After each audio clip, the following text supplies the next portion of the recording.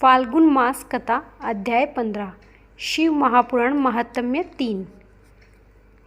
बिंदु ब्राह्मण की कथा। श्री सूत जी बोले, शौनकादि जी सुनो, मैं तुम्हारे सामने एक अन्य गोपनीय कथा का वर्णन करूंगा, क्योंकि तुम शिव भक्तों में अगर वेद देवताओं में श्रेष्ठ हो और समुद्र के निकटवर्ती प्रदेश में वेसिकली नामक एक गांव है, जहां वैदिक धर्म से विमुख महापापी मनुष्य रहते हैं। वे सभी दुष्ट हैं, वह उनके दुष्ट विषय भोगों में ही लगे रहते हैं।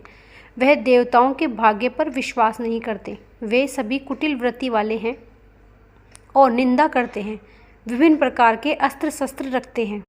वे व्यभिचारी हैं और वे इस ज्ञान से बिल्कुल अनजान हैं कि ज्ञान वैराग्य तथा सधर्म की मनुष्य के लिए ही परम पुरुषार्थ है। वे सभी पशु बुद्धि हैं और वहाँ के अन्य समुदाय के लोग भी उन्हीं की तरह गंदे विचार वाले हैं और वे इन सब से विमुख हैं और वे अपने कर्म में ही लगे रहते हैं। वे सदैव भोगों में ही डूबे रहते हैं। वहाँ की स्त्रियां भी बुरे स्वभाव की, स्वेच्छायणी, पाप में डूबी, कुटिल सोच वाली और व्यभिचारिणी हैं। वे सभी सद्व्यवहार तथा सदाचार से सर्वथा से शून्य है। वहाँ सिर्फ सर्वर्थों का विनाश है। वाशकल गांव में बिंदु नाम का एक ब्राह्मण रहता था। वह अधर्मी, दुरात्मा व महापापी था। उसकी स्त्री बहुत ही सुंदर थी। उसका नाम चंचला था। वह सदा उत्तम धर्म का पालन करती थी, परंतु बिंदु वैश्यगामी था। इस तरह करते हुए बहुत समय व्यतीत हो गया। उसकी स्त्री काम से पीड़ित होने पर भी सर्वधर्म के नाश से क्लेश सहायकर भी काफी समय तक धर्म भ्रष्ट नहीं हुई, परंतु वह भी आगे चलकर अपने दुराचारी पति के आचरण से प्रभावित होकर दुराचारिणी और अपने धर्म से विमुख हो गई। इस तरह दुराचार में डूबे हैं उन पति पत्नी का बहुत सा समय व्यर्थ बीत गया।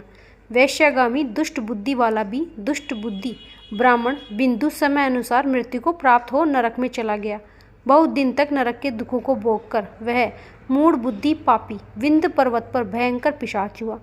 इधर उसे दुराचारी बिंदु के जानकर चंचला नामक स्त्री बहुत समय तक पुत्रों के साथ अपने घर में रहती थी। पति की मृत्यु के बाद वह भी अपने धर्म से गिरकर पर पुरुष का संग करने लगी।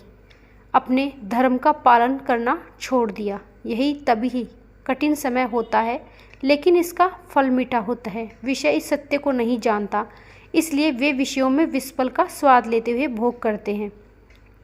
एक दिन देवी योग से किसी पुण्य पूर्व के आने पर वह अपने भाई बंधुओं के साथ गोकर्ण क्षेत्र में गई। उसने तीर्थ के जल में स्नान किया, बंधु बांधुओं के साथ यात्रा कर घूमने लगी। घूमते घूमते वह एक देव मंदिर में गई। वहाँ उसने एक ब्राह्मण के मुख से पवित्र व मंगलकारी कथा सुनी। कथावाचक ब्राह्मण कह रहे थे कि जो स्त्रियां व्यभिचार करती हैं, वे करने के बाद जब यमलोक जाती हैं, तब यमराज के दूत तरह तरह की यंत्रणा देते हैं। वे उसके कम अंगों को तृप्त करके लोहदंड से दागते हैं। तब तो लोगों के पुरुष में उसका संसर्ग करते हैं। यह सारे दंड इतनी वेदना देने वाले होते हैं कि जीव पुकार पुकार कर कहता है कि अब वह ऐसा नहीं करेगा, लेकिन यमदूत उसे छोड़ते नहीं। कर्मों का फल तो सभी को ही भोगना पड़ता है। देव, ऋषि, मुनि, मनुष्य सभी इससे बंधे हुए हैं। ब्राह्मण के मुख से यह वैराग्य बढ़ाने वाली कथा सुनकर चंचला भय से व्याकुल हो गई और कथा समाप्त होने पर सभी लोग वहां से चले गए।